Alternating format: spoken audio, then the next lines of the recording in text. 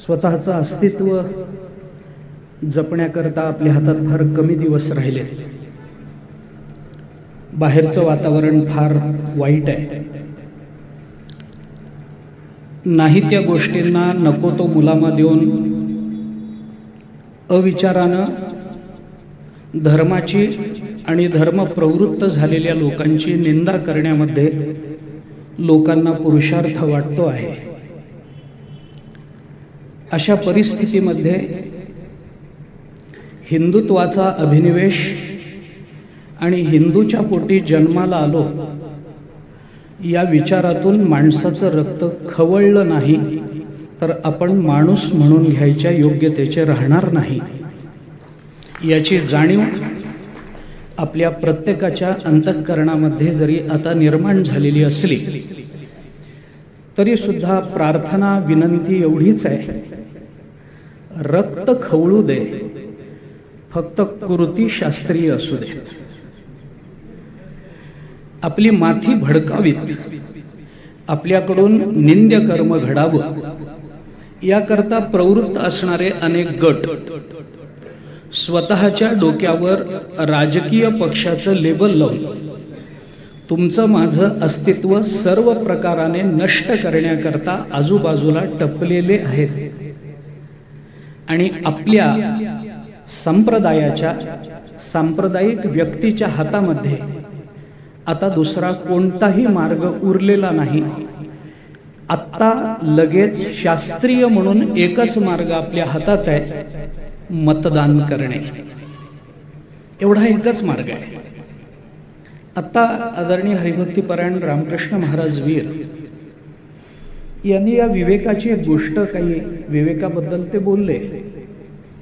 मला अधिक बोलायचं नाही, खरं म्हणजे मला बोलायचंच नव्हतं, पण तरी आल्याबरोबर का माझं नाव घेतलं मला माहिती नाही. पण अशी एक संस्कृतामध्ये असं एक सुभाषित सांगितलं जातं की अश्वम नैव गजम नैव व्याघ्रम नैवच नैवच अजापुत्रो बलिम दद्यात देवो दुर्बल घातका. आणि देवो म्हणजे गोविंद देवो दुर्बल घातका असं असू नये असं मला वाटलं, पण तरी सुद्धा मला बोलायला भाग पाडलंय. पण बोलणं आज प्रत्येक कीर्तनकाराचं कर्तव्य आहे. या संबंधात बोलणं कीर्तनकाराचं कर्तव्य आहे. आपण ज्ञानेश्वरी गाथा संत वाङ्मय याच्यावर बोलत जरी असलो तरी या वाङ्मयाबद्दल आपल्याला मोकळ्या मनानं अतिशय चांगल्या वातावरणामध्ये आणि निकोप मन निर्माण करायची असतील तर आपल्या भोवतालची परिस्थिती धार्मिक असावी लागते. आणि त्याकरता म्हणून आपण सर्वांनी कटिबद्ध झालं पाहिजे. रामकृष्ण महाराज विवेकाची गोष्ट सांगत होते, मला अधिक बोलायचं नाही. ज्ञानोबरायांची एकच ओवी मला आपल्यासमोर आत्ता ठेवण्याचा मोह आहे. मी अविवेकाची काजळी फेडोनी विवेक दीप उजळी तै योगिया पाहे दिवाळी निरंतर. आता आपल्याला 20 तारखेला अविवेकाची काजळी फेडायची आहे. अविवेकाची काजळी 20 तारखेपर्यंत फेडत राहायचंय. 20 तारखेला योग्य ते बटन दाबून विवेकाचा दीप लावायचा आहे आणि 23 तारखेला योग्याची निरंतर दिवाळी आपल्याला अनुभवायची आहे. या कारणाकरता म्हणून आपण सर्वांनी एकत्रित येणं महत्वाचं आहे. हे एकत्रित आत्ताही आपण आलेलो कीर्तनकारांचं संमेलन, धर्माचार्यांचं संमेलन असं वारंवार म्हटलं जातं. पण मला असं वाटतं की प्रत्येक कीर्तनकार स्वतःच्या ठिकाणी एक संमेलन पण बाळगून आहे. तो कीर्तनकार व्यक्ती म्हणजेच एक संमेलन असतं. ज्ञानेश्वर महाराजांनी पसायदानामध्ये ज्या भूमिका मांडल्या आणि या जगतातल्या प्रत्येक जीवाच्या कृतकृत्यतेकरता जी जी जबाबदारी या समाजातल्या प्रत्येक घटकावर लादून दिली, प्रत्येकावर आपलं उत्तरदायित्व काय असावं याचा विचार करण्याची ज्ञानेश्वर महाराजांनी गरज बोलून दाखवली. त्याच्यामध्ये तुमच्या आमच्यावर जर आपण हरिभक्ती परायण ही बिरुदावली लावून घ्यायला लाजत नसू, हरिभक्तीपरायण म्हणून घ्यायला आपल्या अंतःकरणामध्ये कोणता विकल्प येत नसेल तर आपल्या सर्वांवर ज्ञानेश्वर महाराजांनी ही जबाबदारी टाकली आहे. वर्षत सकळ मंगळी ईश्वर निष्ठांची मांदियाळी अनवरत भूमंडळी भेटतू भूता. हे अनवरत 20 तारखेपर्यंत या भूमंडळावर अनेक लोकांना भेटत राहून आपण मांगल्याचा म्हणजे सुयोग्य पद्धतीनं बटन दाबण्याच्या विचाराचा मंगल वर्षाव करत राहणं ही आज कीर्तनकाराची या निमित्तानं जबाबदारी आहे. आपण सर्वांनी ते केलं पाहिजे. परंतु गोष्टी फार विचित्र आहेत, फार विचित्र गोष्टी आहेत. आपल्या अवतीभोवतीचं जे वातावरण आहे ते मघाशी म्हटल्याप्रमाणे चांगलं नाही आणि आपल्यालाही हे माहिती आहे. आपली अडचण कशात आहे? आपल्याला काही कळत नाही ही आपली अडचण नाहीच आहे, ती कधीच नव्हती. लोकसभेला काय झालं हे आपल्याला कळलं नाही असं मुळीच नाहीये, हे आपल्याला कळलेलं आहे. पण जे कळलेलं आहे त्याच्यातून सुयोग्य विचाराची निवड करून पुढे काय करायचं आहे याच्याकरता जो विवेक, याच्याकरता जी विचार संपन्नता लागत असते त्या विचारातून कृतिशील होणं ही थोडी अडचण आहे. दुर्दैवाने झालं काय, आपण दुर्दैवाने म्हणण्यापेक्षा थोडंसं स्पष्ट बोलतो मी, मला आपण परवानगी द्याल. हा विचार कुठल्या पक्षाशी संबंधित नाही आहे, हा विचार कुठल्या एका विशिष्ट विचारधारेशी संबंधित नाही आहे. आज जो विचार करण्याकरता आपण इथे आहोत, ज्या विचाराला डोक्यावर घेऊन, ज्या विचाराला आपल्या डोळ्यासमोर ठेवून आज आपल्याला फिरण्याची आवश्यकता आहे, आज ज्या कारणाने स्वामीजी फिरतायत, या सगळ्या गोष्टी जर बारकाईनं बघितल्या तर कुठल्या कीर्तनकाराला पक्षच नाही. कीर्तनकार कुठल्याही पक्षाशी बांधील नाही. आपल्याकडे सगळेच येतात, याही पक्षाचे लोक येतात, त्याही पक्षाचे लोक येतात, पण कीर्तनकाराला 2च पक्ष आहेत, एक शुद्ध पक्ष आहे, दुसरा वद्य पक्ष आहे एकादशीचा. कीर्तनकार या 2च पक्षाशी संबंधित आहे. त्याला कुठल्याही विचारधारेशी म्हणून काही समर्पण आहे अशातला भाग नाही. त्याच्या डोक्यात एकच आहे, देव मस्तकी धरावा, अवघा हलकल्लोळ करावा. याच समर्थांच्या वचनाप्रमाणे आमचा कीर्तनकार आज बाहेर पडतोय. सर्व संप्रदायातले, महाराष्ट्रातल्या सर्व संप्रदायाची कीर्तनकार या विचारानं बाहेर पडतात. पक्षाशी संबंधित विचार नाही. पण अडचण ही झाली की उद्या आमच्या अस्तित्वावरच गदा यायला लागली. अडचण ही झाली की आमच्या विचाराच्या अभिव्यक्तीशीच आता प्रतारणा व्हायला लागली. आमच्या हा अनेक वर्षापासून हे चालत आलेलं आहे. राम मंदिर उभं व्हायच्या आधीपासून हा विचार आहे आणि हा विचार आपल्या माथी अनेक वर्ष मारून आपल्याला अशा पद्धतीनं विचाराला प्रवृत्त केलेलं आहे की हिंदू धर्म हा धर्मनिरपेक्ष धर्म आहे. कशा करता हिंदू धर्मनिरपेक्षतेचा मक्ता काही फक्त हिंदूंनी घ्यावा आणि बाकीने मात्र त्यांच्या धर्माचं लांगुल चालन करत आमच्या डोक्यावर प्रसंगी आमच्या उरावर बसण्याचे प्रयत्न करावेत, हे कुठपर्यंत आम्ही सहन करणार? हिंदू निरपेक्ष म्हणजे काय? अरे हिंदू निरपेक्ष आहे, वारकरी कीर्तनकार निरपेक्ष आहे, वारकरी निरपेक्ष आहे, रामदासी संप्रदायातले कीर्तनकार प्रवचनकार रामदासी म्हणून या महाराष्ट्रामध्ये फिरून अखंड समर्थांच्या वचनाची पेरणी करणारे रामदासी हे सुद्धा निरपेक्ष आहेत. आम्ही निरपेक्ष, पण समोरून येणारी प्रतिक्रिया निरपेक्ष नाही ना. आम्ही सगळे सर्व धर्म समभाव हे कुणाच्या बुद्धीतून निघालेलं खूळ आहे मला अजून कळलेलं नाही. मी शोधच घेतोय अजून. सर्व धर्म समभाव हे कुठला मूर्खपणा आहे हा? सगळे धर्म कधीही समान नसतात. आपण लिहून घ्या, आपण हे नीट लक्षात घ्या. आम्ही ज्या समभावाची अपेक्षा करतो त्याच्यातच विषमता निर्माण करण्याकरता विशिष्ट समुदायाला हाताशी धरून या सगळ्या समाजकारणाचा विध्वंस करावा या विचारानं प्रवृत्त झालेले लोक कुठला धर्म मानणार आहेत? आपल्या समोर अरेरावी करणारे लोक त्या धर्माच्या समोर गेल्यानंतर इतके नम्र कसे होतात न कळणारी गोष्ट आहे. आता काय झालंय, सोशल मीडियामुळे अनेक गोष्टी आपल्या समोरच आल्या. याच्यात लपवण्यासारखं काही राहिलेलंच नाही. त्यामुळे कुणाचं नाव घ्यावं घेऊ नये हा प्रश्नच राहिलेला नाही. आणि कुणाचं नाव न घेता बोललं तर आपल्याला कळत नाही इतके आपणही दूधखुळे राहिलो नाही. आपल्यालाही कळतं मला काय म्हणायचंय हे आपल्यालाही कळतं, तुमच्या मनात काय आहे हे मलाही कळतं. फक्त काय आहे, कायद्याच्या चौकटीत अडकायचं नाही एवढाच विषय, एवढाच विषय. कायद्याच्या चौकटीत आम्हाला अडकायचं नाही, कुठली आमच्यावर कुठले लेबल्स लागू नयेत याच्याकरता आम्हाला काही प्रयत्नशील राहून जे करता येईल ते करणं शक्य आहे. अडचण आमची ही झाली.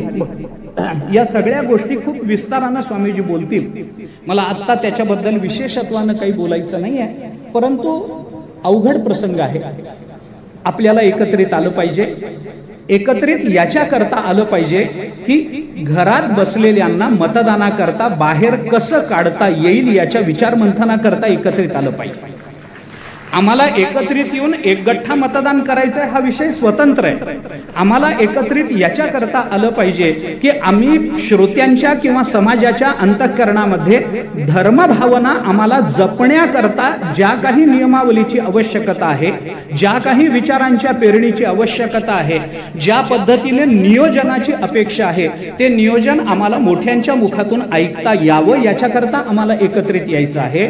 आणि अंततोगत्वा अक्षरशः अगदी त्याच भाषेत बोलायचं झालं, न घाबरता बोलायचं झालं तर हिंदूंनी हिंदुत्व जपणाऱ्या, निवडणूक लढणाऱ्या अशाच उमेदवाराला एक गठ्ठा मत दिलं पाहिजे की जो फक्त हिंदुत्वाची भाषा करतो आहे. हिंदुत्व म्हणजे अक्षरशः हिंदुत्व. मी जरा स्पष्ट बोलतोय, मला कल्पना नाही याची, परंतु हे स्पष्ट मी बोलतो कारण अडचण पुढे होणार आहे. या गोष्टी खूप सावकाश चालल्या आहेत. आम्ही वेगळ्या विचारात आहोत, लोकांचे विचार वेगळ्या पद्धतीनं सावकाश सूक्ष्मतेनं, ज्याला स्लो पॉइझनिंग म्हणतात, त्या पद्धतीचं चालू आहे काम. आमच्यापर्यंत आलं नाही. ज्या वेळेला होईल त्या वेळेला आमच्या हातात काहीही राहिलेलं नसेल. आतापर्यंत बरंचसं गेलंय, पुढेही जाण्याची शक्यता आहे. आता हे सगळं झालं, चालू आहे. लोक विचित्र पद्धतीनं वागतात. आमच्या समोर बोलताना पुष्कळ वेळेला अनुभव येतो, समोर बोलताना कसे असतात, मागे वागताना कसे असतात. मला सांगा, मी साधा प्रश्न आपल्याला विचारतो, हाच प्रश्न आपण समाजाला विचारा कीर्तनामधून. मला सांगा, रामगिरी महाराजांचं काय चुकलं? साधा प्रश्न आहे ना, काय चुकलं? काय चुकलं त्यांचं? त्यांच्या जे त्यांचे तथाकथित स्कॉलर्स म्हणून भाषणं देतात, त्यांच्या भाषणातून हेच वक्तव्य येतं, तेच वक्तव्य रामगिरी बाबांनी केलं. आणि आजही आपण तेच सांगू की झालंय ते झालंय. 9 वर्षाच्या मुलीशी लग्न झालंय, करता काय त्याला? वस्तुस्थिती आहे, हा इतिहास आहे. याला तुम्ही काही करू शकत नाही, मी काही करू शकत नाही. इतिहास बदलणं हे कुणाच्याही हातात नाही, पण इतिहासातून शिकणं हे सगळ्यांच्या हातात आहे. आम्ही हे केलंच पाहिजे. आता हे किती दिवस आम्ही हे करणार आहोत की नाही? हा आता व्यक्तिगत संबंधांना फारसा अर्थ राहिलेला नाही. व्यक्तिगत संबंधांना अर्थ नाही. तुम्ही काय, मला घेणं देणंच नाहीये. सुदैवानं माझं इतकं चांगलं आहे स्वामीजी, माझं इतकं चांगलं आहे की माझ्या मतदारसंघामध्ये जो उभा राहतोय ना, तो माझ्या प्रेमातलाच आहे. त्यामुळे मला दुसऱ्या विकल्पाचा प्रश्नच नाही. पण अडचणी अनेक ठिकाणी अशा निर्माण झाल्या आहेत की तिथं प्रेमातला मनुष्य असतो पण तो दुसऱ्या पक्षातला असतो. मग आम्हाला म्हणून मी म्हटलं की व्यक्तिगत संबंधांना धर्माकरता या निवडणुकीत बाजूला ठेवा. व्यक्तिगत संबंधांना या निवडणुकीत धर्माकरता, आपलं अस्तित्व राखण्याकरता, आपली विचारधारा अबाधित राखण्याकरता, आपला धर्म राखण्याकरता, आपलं वाङ्मय राखण्याकरता आता हे सगळं बाजूला ठेवून कुठे ना कुठेतरी आपल्या अंतःकरणामध्ये धर्मनिष्ठता ही वाढती राहिली पाहिजे. कुठेतरी आपल्या अंतःकरणामध्ये हे जाज्वल्य विचार आपल्या अंतःकरणामध्ये नेहमी जागृत राहिले पाहिजेत. याच्याकरता आपण प्रयत्नशील राहावं. मला आमंत्रित केलं त्याबद्दल अंतःकरणपूर्वक धन्यवाद देतो. चातुर्मास्यातून आम्ही बाहेर पडता येणार नाहीये दुर्दैवाने आम्हाला बाहेर, परंतु ज्या वेळेला आमची प्रवचनांची सांगता होईल त्यावेळेला या संबंधातलं सविस्तर चिंतन आम्ही आमच्या प्रवचनांमधून मांडणार आहोत. आम्हालाही याची चिंता आहे, आम्हालाही याची काळजी आहे. चातुर्मास हा विषय पुन्हा तोच आहे. मी पुन्हा हे सांगतो, आज जर तुम्ही योग्य बटणं दाबलीत तर पुढचा चातुर्मास करता येण्याची शक्यता आहे, नाहीतर तेही राहणार नाही. नाहीतर हेही राहणार नाही. हे मी आपल्याला स्पष्ट सांगतो, जाहीर सांगतो. आज योग्य बटणं दाबलीत, आपण योग्य उमेदवार निवडून दिलेत. हिंदुत्वाचा परामर्श घेऊन, हिंदुत्व ही सामान्य काय हिंदुत्वाच्या व्याख्या केल्या गेल्या, जीवनशैलीपर्यंत त्याला नेऊन ठेवलंय. मी त्याला गैर मानत नाही, पण जीवनशैली म्हटलं की त्याला बाजूला ठेवता येतं. हिंदुत्व ही आमची जीवनशैली नाही, हिंदुत्व हे आमचे रक्त आहे, हिंदुत्व हा आमचा प्राण आहे, हिंदुत्व ही आमची अस्मिता आहे, हिंदुत्व हा आमचा धर्म आहे, हिंदू हा आमचा संप्रदाय आहे आणि म्हणून हिंदू हे आमचं अस्तित्व आहे. या विचारानंच आम्ही या हिंदुत्वाकडे पाहिलं पाहिजे आणि त्या दृष्टीनंच आपण प्रवृत्त व्हा. आत्ता फक्त अयोध्या झालंय, आपण योग्य बटणं दाबाल तर नजीकच्या काळामध्ये मथुरा आणि काशी या दोन्हीकडे आपल्याला या दर्शनाचा आनंद घेता येणार आहे. मी पुन्हा पुन्हा आपल्याला सांगतो, हा विचार फार सामान्य वाटतो तेवढा नाही. हे हिमनगाचं टोक आहे, याच्या खाली फार मोठी षडयंत्र आहेत, याच्या खाली फार मोठा दुर्विचार आहे, याच्या मागे फार मोठी दुर्बुद्धी आहे. या सगळ्यातून बाहेर पडण्याकरता तुमच्या माझ्या हातामध्ये एकच उपाय आहे, हिंदुत्वाचा अभिनिवेश बाळगणाऱ्या उमेदवाराला निवडून देणं. एवढंच आज आपल्या हातात आहे. हे होऊ देत, मग आपण आपल्या हातात घेऊन काय करायचं ते बघू. एवढं होऊ दे, शेवटी आपणच आहोत. शेवटी हिंदू राहणार हे हे हे, हे निश्चित आहे. राहणार तर तोच आहे, कारण त्याच्या एवढा चांगला, उदात्त, व्यापक आणि परिपूर्ण विचार देणारा जगतामध्ये दुसरा कोणताही धर्म नाही. ही वस्तुस्थिती आहे. हे मी सांगतो अशातला भाग नाही, हा इतिहास आहे, हा अनुभव आहे आणि संतांनी सांगितलेल्या विचाराचं अनुगमन करत जाणं हे आपलं कर्तव्य आहे. त्या दृष्टीने मी आपल्याला प्रार्थना करतो की इथं जमलेल्यांनी काय करावं हे मला सांगायचंच नाही. इथं जमलेल्यांनी इतरांनी काय करावं हे सांगण्याकरता इथं जमावं, एवढंच मला सांगायचंय. त्यामुळे आपण प्रत्येकाने बाहेर पडून घरात बसलेल्या सगळ्यांना बाहेर काढणं आणि मतदानाला नेणं आणि नेता नेता त्याच्या कानात काय सांगायचंय ते सांगणं, हे आपल्या सगळ्यांची जबाबदारी, आपल्या सगळ्यांचं कर्तव्य आहे. प्रसंगी त्याला त्याच्या वडिलाची शपथ घाला, त्याच्या आईची शपथ घाला, त्याच्या शेताची शपथ घाला आणि कुणाचंही ऐकत नसेल तर त्याच्या बायकोची शपथ घाला, तिला तिच्या नवऱ्याची शपथ घाला, पण हिंदू निवडून आला पाहिजे हे लक्षात ठेवा. सगळ्यांना प्रार्थना आहे, सगळ्यांच्या चरणी नतमस्तक आहे. सगळ्यांकरता पुन्हा पुन्हा विनंती आहे, हिंदू हिंदू आणि हिंदुत्व अबाधित राहिलं पाहिजे. जय श्रीराम.